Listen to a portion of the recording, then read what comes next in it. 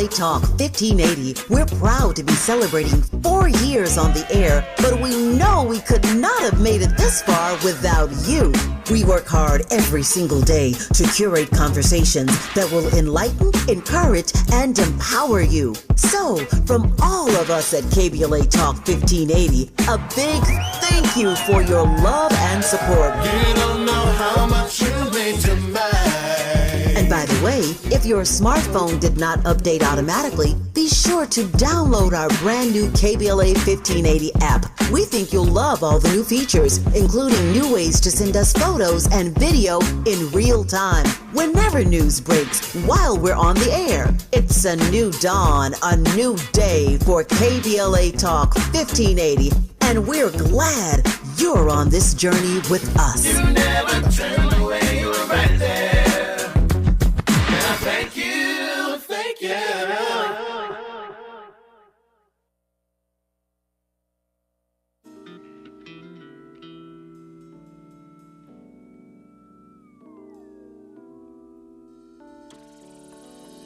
Shaking the dust off, 'cause it's a brand new day. Taking all my bad habits, tossing them all away. Feel the sun rays warming my face, leaving the darkness behind. It's a brand new day. Deaf, dumb, blind, halfway out of my mind when I feel this flow. So I let go.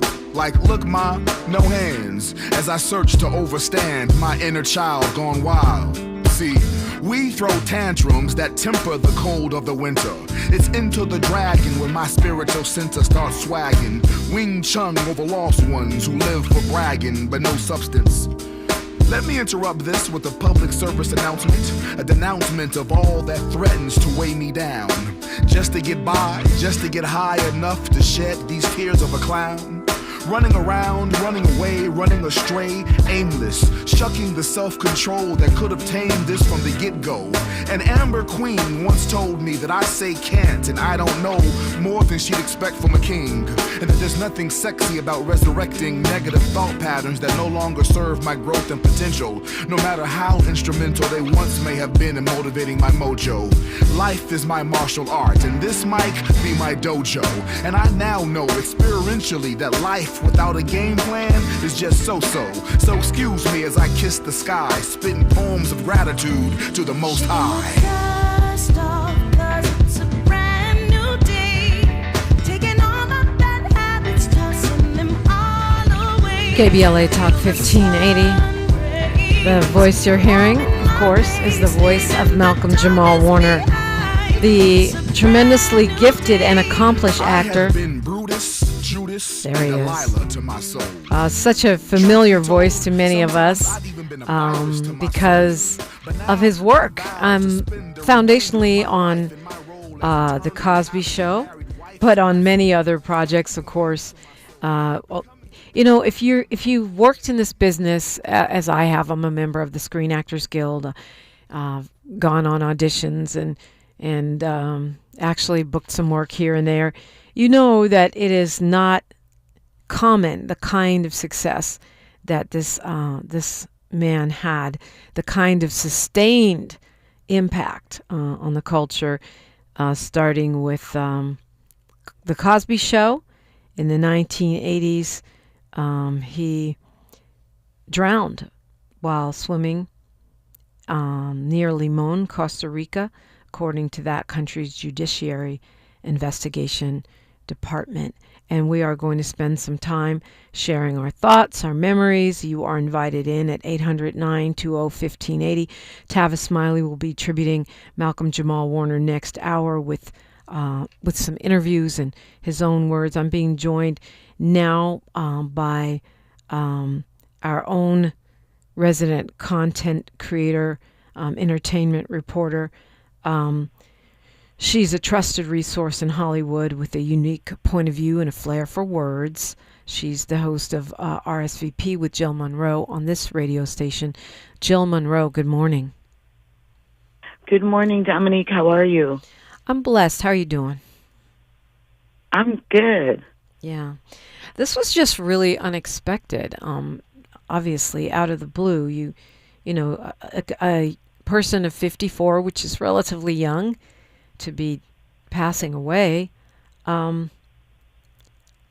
drowns unexpectedly on a family vacation, and it's someone that's very, very near and dear to millions of people that don't even know him. Malcolm was like our cousin, our brother, our nephew, whatever the case may be. We've seen him since 1984. And one of the things that's unique about his career is that not only has he been wildly successful in various roles, he wasn't trapped by Theo, the character, although, you know, he's talked about some things. And he didn't have any issues, the child star issues that we hear about so commonly. It's just a tragedy. Yeah, that's a really good point, because the child star life is almost like a cursed life, and he didn't have that. He didn't have the stunted growth, or didn't apparently have the sort of self-destructive tendencies that a lot of young stars do have. Yeah, I was watching lots of clips from his past interviews that he's done in recently, somewhere in the past 4 or 5 years. And he talked about how he knew from an early age that portraying Theo was something that represented for us, essentially, and that he knew that he had to kind of watch what he did and how he got through adolescence in those times, because there were so many that looked up to him. This is a really special man. And I think that's a really salient point too, because if we take ourselves back in time to the era of the Cosby Show, the portrayals of black men, particularly young men, but all black men back then, were terrible. I mean, really bad. We complain now, but back then it was super predators. It was Huggy Bear. You were either a pimp or some kind of clown or a drug dealer. Those are basically the only roles available at that time. That is true. And not only was Theo like a regular teenager with issues, but he went on to college. We saw Malcolm, the individual, direct music videos at a young age. Any Heartbreak, for New Edition, Special Ed, I'm the Magnificent. He, was one of the only black young stars that was featured on magazines like Tiger Beat, or when TV Guide had the Young Teen Stars issue. It was Malcolm. So he represented another side of black life for so many in the 80s that maybe they hadn't seen, or gave them something aspirational to try and strive towards. And it also gave a segment of the black population a vision of themselves on television that they had never seen. Yeah, I mean, for those who were there, if you're old enough to remember, it was a whole thing. It was so many things we had never seen before, not just the portrayal of a middle-class family, which some folks think of as, maybe constrictive in terms of if you're either a Huxtable or you're terrible, and maybe a demonizing of the working class or whatever. But you got to put it in the context of the time. We never saw middle-class black families on TV, let alone a family with all different shades of the rainbow within one black family with the same two parents, which we see all the time in real life. And there's something about Malcolm Jamal Warner, like you said, he's giving your cousin, he's giving, your brother, a guy that you're cool with. He was able to be wholesome and smart without being corny. Exactly. And that's hard to do. We've seen stars like Alfonso Ribeiro, who got trapped in a role and felt like he couldn't escape it and move beyond it. And Malcolm, surprisingly, never had that issue. He got to explore his musical side. He also directed episodes of television and produced. I mean, really, just when you think about transitioning from child star to adult actor, especially on a series that was as wildly popular as that, it never felt inauthentic or that it was a forced fit. Yeah, I think that's true. I didn't realize he was only 13 when he started on The Cosby Show. Very young. And I mean, he was acting before that in different series, small bits. I think he was about 9 when he got his first role. And actually, one of his earliest roles was on Fame with Debbie Allen. Oh man, I don't know if I didn't see that or I just didn't realize it. But I mean, to be acting since that young, there are some who successfully do it, but many of them just end up getting chewed up and spit out by the industry. I don't know why that is. Do you have any thoughts about why he didn't? Why he was so resilient? Why he was so kind of grounded is what I'll say. I think, one, it probably starts with his parents. I'm going to say something that might be unpopular, but I think the children on The Cosby Show have always maintained that Bill Cosby stressed education, and they felt a certain amount of, responsibility and duty. They kind of understood where they were, but that college was in the plans. I just think that he was placed in an environment for him, maybe not others, that was just very nurturing and encouraging. And so he got to understand, I guess, with the guidance of his parents. We hear a lot about stage parents sometimes and how they just release their children. He didn't have that experience. The set wasn't set up in that way. And I think it's just a testament to that. And just, one of his last interviews he did was with Melissa Ford on her Hot and Bothered podcast. And she asked him what he thought his legacy would be. And ultimately he said that he wanted to be remembered as a good person. So I think that is something that was ingrained in him very early. Yeah. Yeah, I think you say it's unpopular because of the way we're looking at or analyzing The Cosby Show now in light of the scandal surrounding Correct. Cosby. Mm-hmm. But I think more than one thing can be true at one time.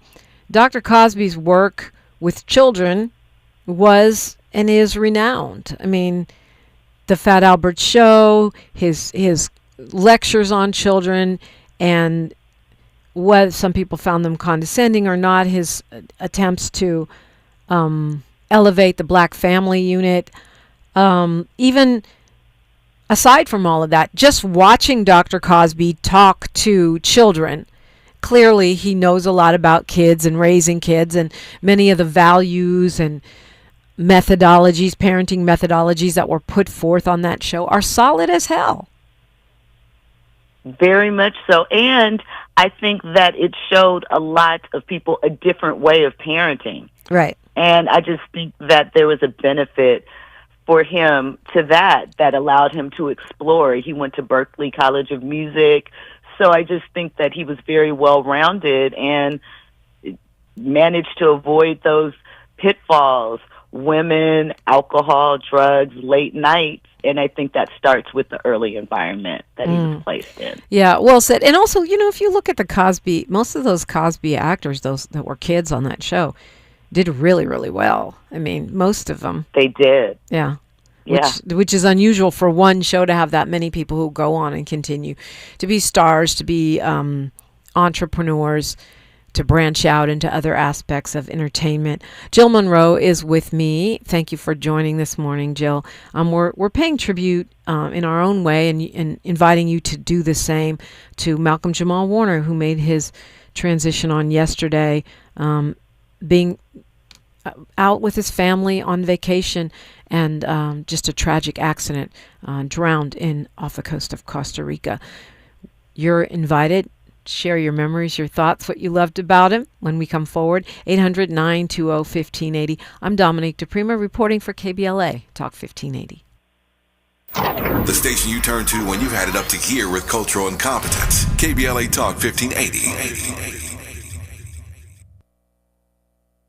Hey, Ma, I've been meaning to talk to you about some new COVID information I saw online. Uh-huh. I read that black folks like us with certain conditions like diabetes, heart disease, mental health conditions, or being 50 and older, like you, are at high risk. Boy, you sound like a commercial. I'm just saying. I know you love your ginger teas and essential oils, but remember, there are treatment options for COVID-19. I promise if I get sick again, I'll call my doctor to ask about my options. Visit WeTalkWeRise.com to learn more. Brought to you by Pfizer.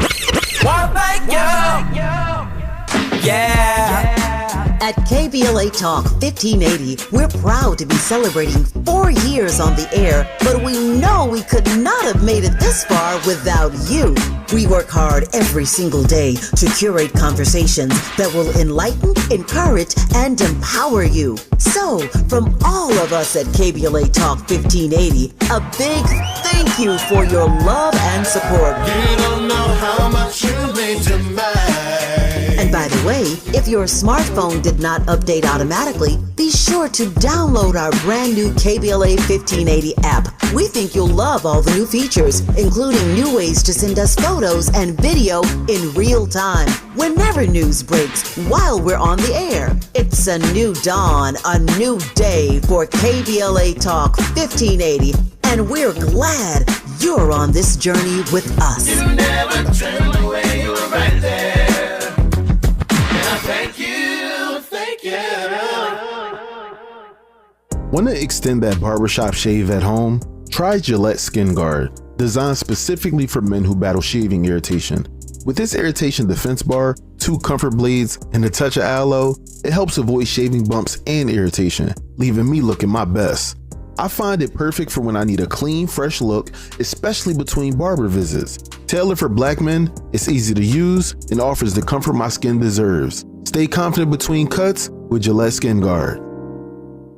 Sometimes an identity threat is a ring of professional hackers. And sometimes it's an overworked accountant who forgot to encrypt their connection while sending bank details. I need a coffee. And you need LifeLock because your info is in endless places. It only takes one mistake to expose you to identity theft. LifeLock monitors hundreds of millions of data points a second. If your identity is stolen, we'll fix it, guaranteed, or your money back. Save up to 40% your first year with promo code NEWS at LifeLock.com. Terms apply. Why'd I go to the doctor? One day at the firehouse, I was so lightheaded I could barely stand. Even my crew noticed. Getting checked out was the right call. Turns out I have atrial fibrillation, which increases the risk of stroke about 5 times. Symptoms like irregular heartbeat, heart racing, chest pain, shortness of breath, fatigue, or lightheadedness can come and go. But if it's AFib, the risk of stroke remains. If you have symptoms, contact a doctor. I'm so glad I did. Visit NoTimeToWait.com, sponsored by Bristol-Myers Squibb and Pfizer. Thanks for waking up with Dominique DiPrima on KBLA Talk 1580. Do appreciate you. Jill Munroe is with me. We're talking, paying tribute and mourning the sudden loss of Malcolm Jamal Warner, really accomplished actor, spoken word artist, Grammy winner, and Grammy nominee. That's just you also, Jill Munroe, have worked as a publicist, not just a reporter on entertainment. That is a rare level of accomplishment, is it not? Extremely rare that he found success in all of these arenas, that he was accepted, and that he continued to lay the path. He continued to direct as well. It's just really an extraordinary body of work. 40 years. Wow, that's amazing. Read between the lines. I forgot about that until I saw Tracy Ellis Ross posting a tribute to him on Instagram, where he played her husband, or she played his wife. She said he was her first TV husband. And then he played A.C. Cowlings in one of the O.J. Simpson projects. He was the Magic School Bus, The Resident, 100 episodes of that, Malcolm and Eddie. I mean, most of us would be amazed if we got a series lead or series regular on one show, let alone, multiple shows. Exactly. And, I mean, he did great work. Read Between the Lines was really funny. I just think that it was the wrong time, sort of. They retooled from season 2, and then Tracy got Blackish. And the resident, he played opposite Morris Chestnut a lot. They were two doctors with egos, and it was great watching them kind of do that battle on screen, just continue to move and work. Yeah, and also I feel like, I mean, I didn't know him. I interviewed him, I believe, 3 times. I know that sounds crazy, but it's over a lot of years, okay, Jill? So I can't remember every interview I've ever done. I know for sure I interviewed him once on Street Science, and I believe I interviewed him a couple of times on the Front Page. And he was always gracious, very kind, creative, but also really private, you know, in some ways. Private about his family, wasn't in the tabloids. How do you do that? I mean, you're a publicist. A lot of folks just want to be on camera, in the tabloids, or whatever it is, on socials, no matter what, just to quote unquote stay relevant. Others try to duck and they seemingly can't. He seems like he figured it out some kind of way. I think that it is a choice, one. There are even now, much harder, but there are ways to move around and live your life, especially in certain areas where you're not hitting up the known paparazzi spots. You're not heading out to certain areas. And he had 2 pretty public relationships. He dated Regina King for 2 years. He dated Michelle Thomas, who starred on Family Matters. And I think that he made a choice, a purposeful choice, to keep something for himself. Because as a public figure, as a celebrity, you know that you give so much of yourself that there are certain things you want to keep private. And he made that choice with his family. It's funny you say that, because I think that is true I know that is true for me. I tend to be fairly private about my life. But I don't think that's true for everybody. A lot of folks seem like, me and Miles were just talking about this last week, or maybe it was earlier this week. I don't know. How Cardi B gets a new boyfriend and you think, oh, she's got an album coming out. Megan Thee Stallion gets a high profile, albeit seemingly adorable relationship, and it feels like part of the marketing plan for her new album. Well, power couples are a thing in Hollywood. We can't act like they're not.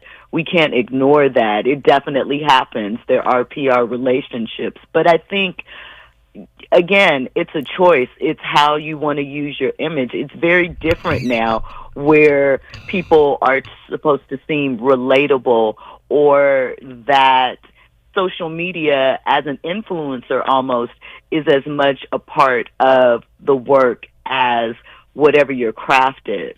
But I think Malcolm didn't come from that. He was on social media, but Kerry Washington is someone who doesn't have her family, for example, in the public eye. And they're both public figures. Her husband is an ex-NFL player, current actor, but you don't see a lot of them publicly. You don't see their children. So I really believe that it's a choice. Yeah, that's an interesting point. Forensic Accountant on YouTube says he saw what happened with Lisa Monet.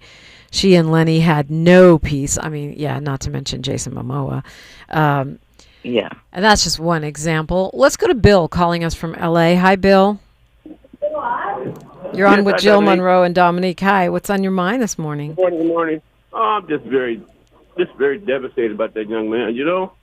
And, you know, the brother, let me tell you something. He loved his black people. He loved black folks, period. He loved black folks. And he's one of the, actually at my concert, that's when I talked to him. He's a pretty good musician. Did you know that? He's good at music. Did you know that?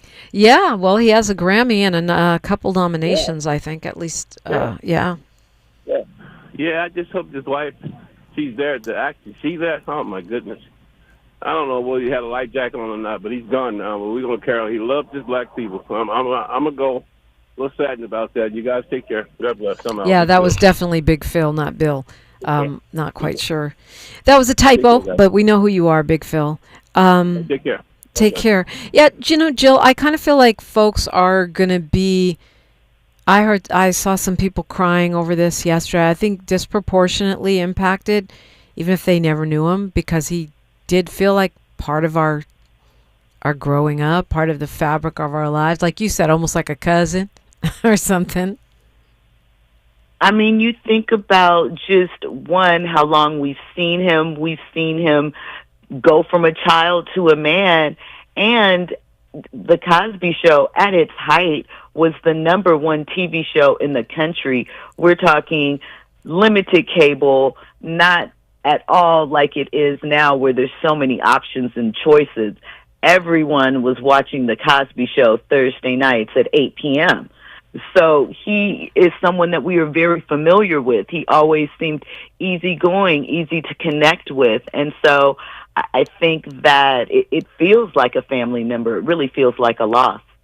Yeah, you know what? That's another excellent point, Jill. It was a different TV environment. You waited for your shows to come on. I call this the on-demand generation. They don't need to wait. They just go to YouTube or get it on demand or stream it somewhere and, bootleg it, pirate it. Back then, people waited for their shows. Network shows had audiences that we only dream of now, or that we maybe only see for something like the Grammys or the Academy Awards. They typically had that for a network show on any given night, especially NBC on Thursdays, the so-called must-see TV. So it was a level of exposure and bonding with the audience that is very rare now. Jill Munroe is with me. We are talking about Malcolm Jamal Warner, and you are welcome to join us on KBLA Talk 1580. She's reclaiming her time on KBLA Talk 1580. More First Things First with Dominique DiPrima when we come forward. I'm Bree Wood with BIN News Now. The Cook County, Illinois Democratic Party will not endorse a candidate in the race for the seat of retiring U.S. Senator Dick Durbin. The outgoing lawmaker also isn't expected to back a candidate in the race. I think we have at this moment 3 good candidates not likely to endorse in the race. The hopefuls include Lieutenant Governor Juliana Stratton and Congress members Robin Kelly and Raja Krishnamurthy. HBCU Southern University has expelled the Beta Sigma chapter of Omega Psi Phi after a hazing ritual led to Black 20-year-old student Caleb Wilson's death. The chapter lost all campus privileges following a disciplinary hearing and investigation. And a new mural in Paris honors Black American and French entertainer Josephine Baker, celebrating her legacy as a performer, resistance hero, and civil rights icon. Created by artist FKDL, it highlights her fight for freedom. Get BIN News Now on demand 24/7 on the iHeartRadio app. Compassion sponsorship means food, healthcare, education, and more for a child in poverty. And there are thousands of kids who've been waiting over a year and their wait. Sponsor a child with compassion today. Text the word radio to 83393. This is the KBLA Sports Minute with Ray Richardson. The Dodgers snapped a 3-game losing streak last night. They beat Minnesota 5-1 at Dodger Stadium. The Dodgers got 2 home runs from catcher Will Smith and 1 by Shohei Ohtani. Ohtani now has 35 homers this season. The Angels had a 4-0 lead last night in New York against the Mets but couldn't hold it. They lost 7-5. The Angels had chances to put the Mets away. They left 8 men on base. The LA Sparks are back in action tonight after the WNBA All-Star break. They're in Washington, D.C. to take on the Mystics. The Sparks are aiming for their first 3-game winning streak this season. If you're a fan of Southern California rapper Tyler, the Creator, you'll see LeBron in the video promoting his new song, Stop Playing With Me. The song and video dropped on Monday. Also in the video is LeBron's business manager, Maverick Carter. No debates, no speculation, just the info you need. That's your KBLA Sports Minute. I'm Ray Richardson. More news, opinions, and conversation when we come forward on KBLA Talk 1580. Attorney advertising. Prior results do not guarantee future outcomes. Founded in Los Angeles in 1986, litigation powerhouse Quinn Emanuel has deep roots in the Los Angeles community. Since 2007, we have litigated some of the largest fires on the West Coast. We are proud to be the only AmLaw 100 firm in the country to represent wildfire victims, giving affected individuals, families, and businesses the same focus and individualized attention we devote to our Fortune 500 clients. BTI Consulting has repeatedly recognized Quinn Emanuel as among the 4 law firms in-house counsel leaders least liked to oppose in any litigation, and we are often deemed the most feared. And after securing over $80 billion for our clients in various matters firm-wide, we understand why. If you have been affected by the recent wildfires in Altadena and the Palisades and would like to discuss your situation further, please contact wildfire support at quinemanuel.com or call us at 213-443-3050. Quinn Emanuel is proud to sponsor Conversation Live Altadena Rising with James Farr on KBLA Talk 1580. Attorney advertising. Prior results do not guarantee future outcomes. All I need is one mic. With the KBLA Talk 1580 guest editorial, I'm Martin Gordon, chair of the Pasadena Community Coalition. Recently, I listened to a Tavis Smiley show conversation with James Farr. At one point, James said something that caught me off guard. Not because it wasn't true, but because it is. Black Altadena is gone. I know it may seem stupid and non-productive, but I stopped in that moment listening to Tavis and James. I broke down and cried. In the back of my mind, I told myself we can bring it back like it was. But James Farr's reality check hit me like a ton of bricks. My community is being murdered. I said murdered, not by the Altadena Eaton Canyon fire, but by the people we elect to protect us, and by greedy and gatekeeping nonprofits who cannot see the forest for the trees. For the first time since the fire, I truly feel and understand my wife's inconsolable pain. Because I'm struggling to find a path to recovery and at least some form of normalcy. My community is crumbling right in front of my face. Lack of funding to rebuild is slowly destroying us. Many of us can no longer hold out, and developers are gobbling up our property. When I hear voices like Tavis Smiley and James Farr speak truth to power on KBLA Talk 1580, it reminds me that we're not crazy, just unheard. Make no mistake here, KBLA delegation, this is war, and we the people of Black Altadena are losing. It's like waiting for reparation. Not gonna happen, brother.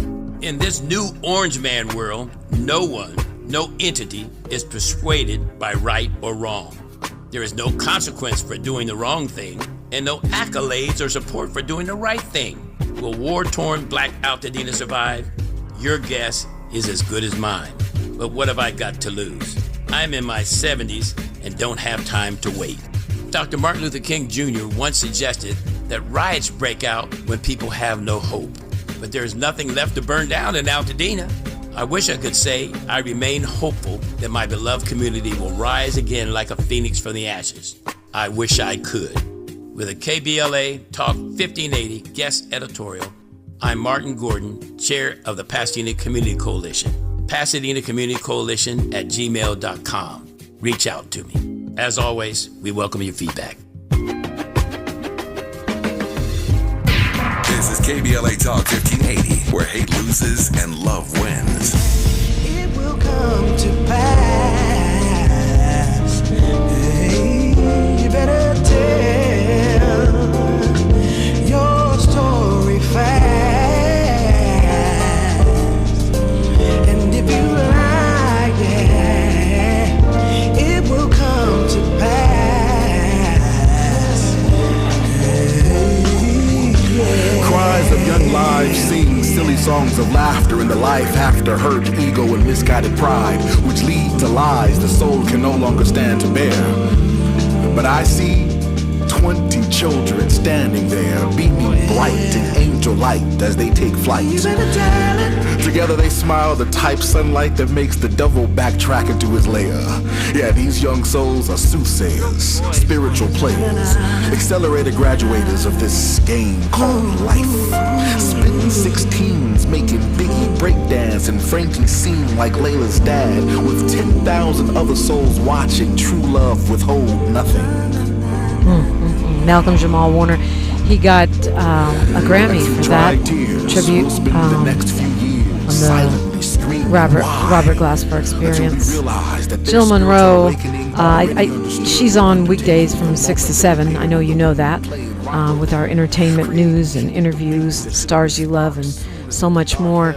Jill, I know you must have had your own thoughts, your own relationship with Malcolm Jamal Warner, and I want to make sure you get to say what you wanted to say, because of course I'm always taking folks this way, that way, the questions, the thoughts that I have. I did not know him. I only spoke with him 2 or 3 times, but I certainly watched him far more than that. I actually did not personally know him, and I don't believe I've interviewed him. He was a good friend to a good friend of mine who is also an actor in the industry. So I knew him from that perspective, but I, like millions of others, grew up watching him, watching his TV family, and then watching him continue on. And just someone that you respected their talent, you enjoyed their work, and appreciate the fact that, as we've mentioned several times, he was a good person who walked the straight line. He is, what you would envision Theo Huxtable to be grown up, not to box him in by that role, but accomplished, still looked amazing at 54. Yep. And I am so saddened for his family, for us as fans, and just that we won't get to enjoy the bits of himself that he shared with us any longer. Naeem Sunday in the YouTube chat says, I believe it's also important to note that he grew up and came out of the hood. He lived in the jungles as a kid. That's a neighborhood here in LA, for those who aren't familiar. And his talent was able to get himself and his family out of it. I didn't know that. I wasn't familiar with that. But he definitely has the down-to-earth demeanor of someone who did not grow up with a silver spoon in his mouth.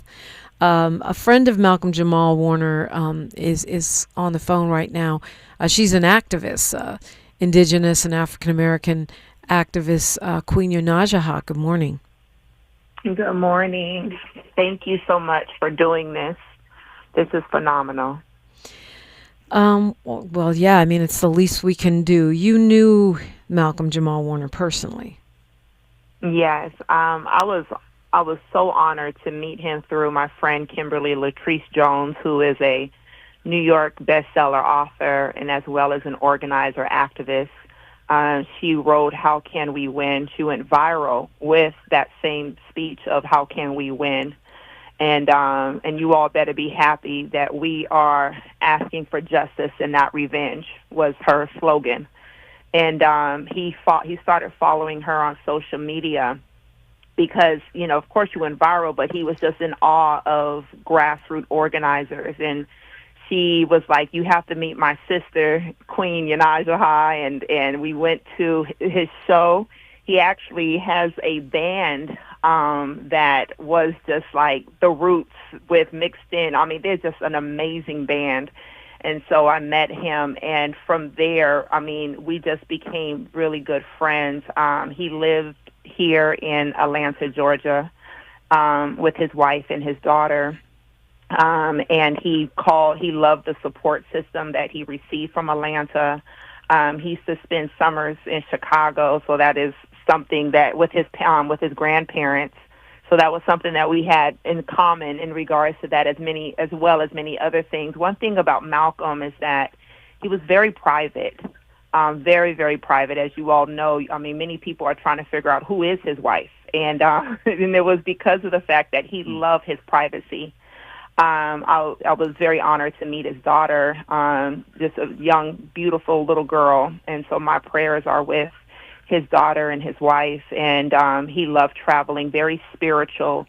One thing I admired is his artistry and his creativity, is the fact that, from his poetry to even his show, his podcast show called Not All Hood, which he ended up interviewing me, and it was quite funny because we have all these little inside jokes, and especially around certain topics of just culture and politics and things like that. And I was trying my hardest for the hour and 30 minutes not to laugh at these different jokes that we had. And it was funny, after it was over, he gave me a high five and he was like, Queen, we did it. Like we was actually able to do an interview without laughing the entire time and people not understanding what we were talking about. And so can you stay with me for a little longer, Queen? Yeah. I would like to ask you about the activism part, because it's kind of coming through in the poetry, but I'm not familiar. And Jill Munroe, I know you have to go. I appreciate you stepping in the clutch. You can hear her weekdays from 6 to 7 every weekday here. But Jill, what would you like to leave us with before you head out the door in regards to this moment of both mourning and celebrating the life of Malcolm Jamal Warner? Malcolm and Eddie is on Tubi. Stream it.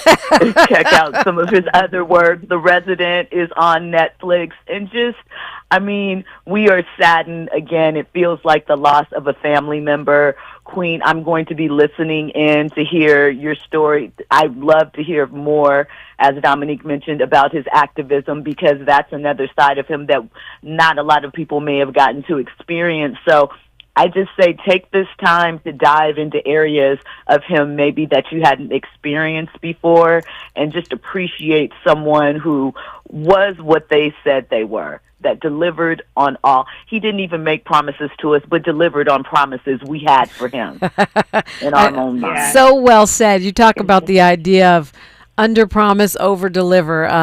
That's very well said. That's kind of the essence of what I perceive of Malcolm Jamal Warner. Jill Munroe, thank you for hopping in. I always love talking with you, and I truly enjoy your show. Having me on. I'll be listening to the rest of the show. You guys have a good rest of your day. All right, we'll continue with Queen Yanaja, and in you, if you want to pay tribute, lots of folks giving love to Malcolm Jamal Warner in our YouTube chat, and you can reach us live right now in real life at 800-920-1580. I'm Dominique DiPrima for KBLA Talk 1580. More of First Things First with Dominique DiPrima when we come forward. KBLA Talk 1580. We've got a lot to talk about.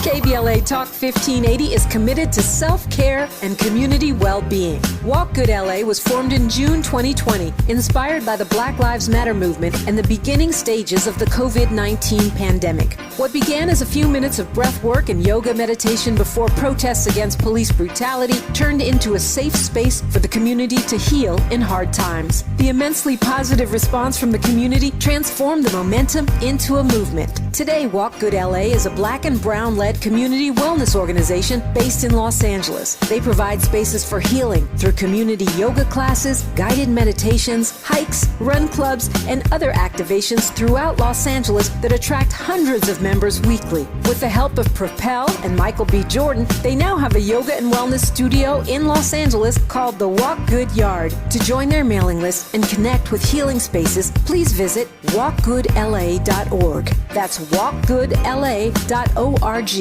Or find them on Instagram at WalkGoodLA. This is a community call to action, a community call to healing from KBLA Talk 1580. I'm still going for it, even with higher stroke risk from atrial fibrillation, and a regular heartbeat not caused by a heart valve problem. Over a 3-year study, Eliquis apixaban tablets reduced stroke risk better than warfarin, and over 97% of Eliquis patients did not experience a stroke. A first stroke occurred in 2.9% of warfarin patients versus 2.3% of Eliquis patients. Don't stop prescription Eliquis without asking your doctor. Stroke risk may increase. Eliquis can cause serious and potentially fatal bleeding. Don't take if you have an artificial heart valve, abnormal bleeding, or antiphospholipid syndrome. While taking, you may bruise more easily or bleed longer. A spinal injection increases blood clot risk, which may cause paralysis. Get medical help right away for unexpected bleeding or bruising, or back pain, tingling, numbness, muscle weakness, or incontinence. Aspirin products, NSAIDs, SSRIs, SNRIs, and blood thinners increase bleeding risk. Tell your doctor about planned medical or dental procedures. Learn more at Eliquis.com or call 1-855-ELIQUIS. You have cancer. The 3 words no one wants to hear. Of the cancers that impact our community, lung cancer is the most dangerous. More people succumb to lung cancer than colon, breast, and prostate combined. Black men are 12% more likely to develop lung cancer, and cases for Black women are rising. Early detection and comprehensive treatment is the best way to beat this dreaded disease. Providence is a research leader in multi-cancer early detection, offering blood tests that identify fast-spreading cancers that don't show symptoms in early stages. The Providence Los Angeles Integrated Network Cancer Program determines best protocols for each patient, interacting with specialists who share experiences, perspectives, and new findings specific to each case. With over 1,000 board-certified physicians, including top oncologists, surgeons, radiologists, and nurse specialists, Providence delivers whole-person care that understands your culture, values, preferences, and priorities. So, if you hear the words, "you have cancer," all you need is faith and providence.org/cancer. Hey, man. Hey, what's up, bro? What's that station you listening to? Oh, man, you don't know? That's Talk Radio. KBLA, 1580 AM. Check it out. 1580 KBLA. KBLA AM. 1580 Talk Radio. Progressive. At KBLA Talk 1580, we're celebrating our 4th anniversary, and this track right here is the gift one of our devoted listeners presented to us. Where you get some information, get a true education to know. Ooh, yeah. 1580. How cool is that? Having a member of our KBLA delegation write us a song. Stop it! Our listeners love us, and there ain't nothing we can do about it. Wouldn't want to. Thanks to Cardell and everybody else for turning on KBLA Talk 1580. We love you right black. KBLA 1580 Talk Radio. Kid like me. Ooh, KBLA 1580 Talk Radio. Progressive.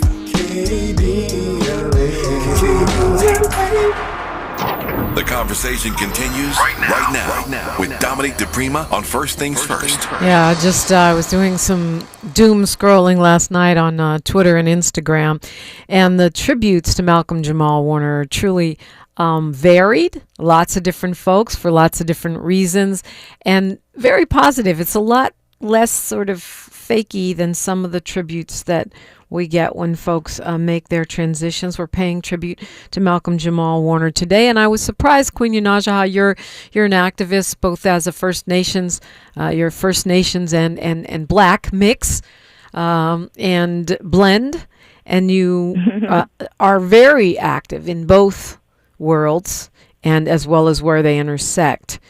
And I was surprised to learn that you were actually really good friends with Malcolm Jamal Warner. When we hear the poetry, when I hear the poetry, that's where I hear the consciousness.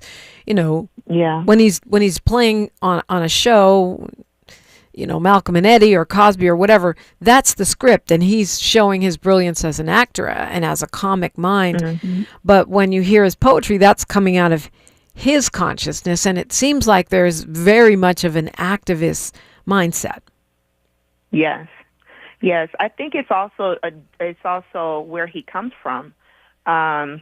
You know, he, like you said, you know, he lived in L.A., he lived in Chicago. You know, he was here in Atlanta in his later years, and you know, so all of these, as well as New York, all of these places breed a certain level of consciousness, you know, of knowledge of self, and that was something that he was homeschooled. So a lot of the things that he learned and by his father and his mother, who was his manager. His mother wrote a book, as a matter of fact, and about how, you know, about being a momager, you know. Yeah, he had all of these incredible examples, and even with the cast of the Cosby Show, you know, there's just all these great examples of consciousness. One thing that I admired was the fact that he, with his podcast, Not All Hood, was that he created this to be, because he said not all Black people are all hood. We all are, you know, we're not a monolithic people, and he wanted to display that. He wanted to show that. So he had myself, on there. He had Kimberly Jones. He had Riza Islam. And the list goes on and on of all of the different people he interviewed, just to show how broad of a people we are. And so that was something that he absolutely enjoyed doing. I mean, he was more excited about filming his podcast than some of the things that he had to go and leave and go act on, And so he was really, really excited that this was his baby, and something that he wanted to do. And as well as his music, his band that he had was just phenomenal. They sold out here in Atlanta when they would perform, and they did a couple of other dates right in the spring, like around Maryland on the East Coast and stuff. And the band was just phenomenal. So these were different outlets that he had that he could use his voice and not a scripted voice. And his voice was so powerful. His poetry was so powerful. So, there was always different ways that he wanted to show up for us grassroots activists. There was always different things that he was like, how can I help you? How can I assist you? I can't be on the front line and all of that in protest, but I want to be able to empower grassroots activists and yourself. So that's what he was all about. It's interesting because I think about, I know this is going to sound like a weird comparison, but I think about Prince and how after Prince passed, we found out so many of the activist causes and different organizations that Prince supported, and it did not come out until after he made his transition. Do you think that is an apt comparison? Because other than the poetry, you didn't hear a lot of Malcolm Jamal Warner, at least I didn't, standing at protests or making a lot of ruckus about what he was doing. Yeah, I think, just like Prince, who was also, I remember I was organizing around Freddie Gray, and I got the call, and they was like, Prince wants to get all of you activists and have y'all come on stage with him in Baltimore. I think it was the Baltimore D.C. show. I forgot what. I think it was Baltimore. And my flight was leaving, and I was so mad. But everybody else went. All of the other activists that helped me organize around that time. So and that was a quiet thing. It was very like, okay, can you get some folks together? Prince wants to meet some activists and have them be on stage, and because he was just about to announce that Baltimore song that he did. Malcolm the same way. I think with the Not All Hood podcast, and please everyone, if there is anything you could support of Malcolm, please watch his podcast. Please listen to his music, his poetry. These are the things that he was very passionate about. And and so these were the things, these were the outlets that he gave voices to grassroots folks, not just activists, but also poets. He did collaborations with so many different artists and people that you may have not heard of, on a mainstream level, but on the underground level or within their community or city, they're popular. And he wanted to collaborate with them, and he did. And those are the things that was phenomenal. I can hear the tears in your voice, Queen Najaha. It sounds like there's a lot you'll miss about Malcolm Jamal Warner. All of us are missing him that didn't even know him. I interviewed him a couple times many years ago. What is it that is really moving your heart right now the most about his presence and his essence? He was a nice person. And just a beautiful spirit. I mean, one of the most nicest people I've ever met. He was very masculine, a beautiful masculine black man that just had a huge heart. Always, he was an empath. He would feel and know what people are feeling. He was big on energy. If anyone, I know you've interviewed him. If you've ever was around him, he had a very strong energy. God has gained another angel, and I'm so honored, and we all should be honored to have watched him on television and grow all the way to him doing The Resident. And I think the best caption I've read so far is Angela Bassett's when she wrote about him and how much of a beautiful, nice, spirited man he was. I'm still in shock, Dominique. This is still in shock for me. Yeah. But and I think we're all in shock because it was nothing. We did not expect this. Yeah. We did not expect this. And and I saw what he said on another interview, his last interview. She asked him, "What is your legacy? What would you want your legacy to be?" And he was just like, just make someone smile. Yeah.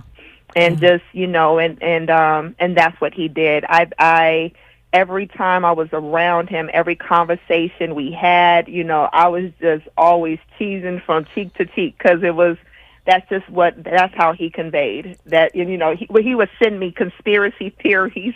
Yeah. Like things. I'm like, what do you do? It was so funny. Like he was funny, but he was always in tune of what's happening in the world. Well, Queen Yanaja, I appreciate you sharing with us this morning. I know it's hard for you because you're still in shock and you're mourning, but thank you for sharing your thoughts and your portrait of Malcolm Jamal Warner. Thank you so much. And I also text Kimberly Jones to see if she could call in as well. Okay, well maybe we'll get a chance to talk to her as well. It's time to hand the mic to Tavis Smiley right now. He is paying tribute to Malcolm Jamal Warner with some great interviews, which you may not have heard. So definitely you're gonna want to keep it locked for that. I'm excited to listen to that as well. We'll be joined tomorrow by Madison McFerrin. I'm looking forward to that conversation. It's going to be a strong week around here. Like my mama used to say, history is now, and we are making it together. Until next time, one love. KBLA 1580 Santa Monica. I'm Bree Wood with BIN News Now. The Cook County, Illinois Democratic Party will not endorse a candidate in the race for the seat of retiring U.S. Senator Dick Durbin. The outgoing lawmaker also isn't expected to back a candidate in the race. I think we have, at this moment, 3 good candidates not likely to endorse in the race. The hopefuls include Lieutenant Governor Juliana Stratton and Congress members Robin Kelly and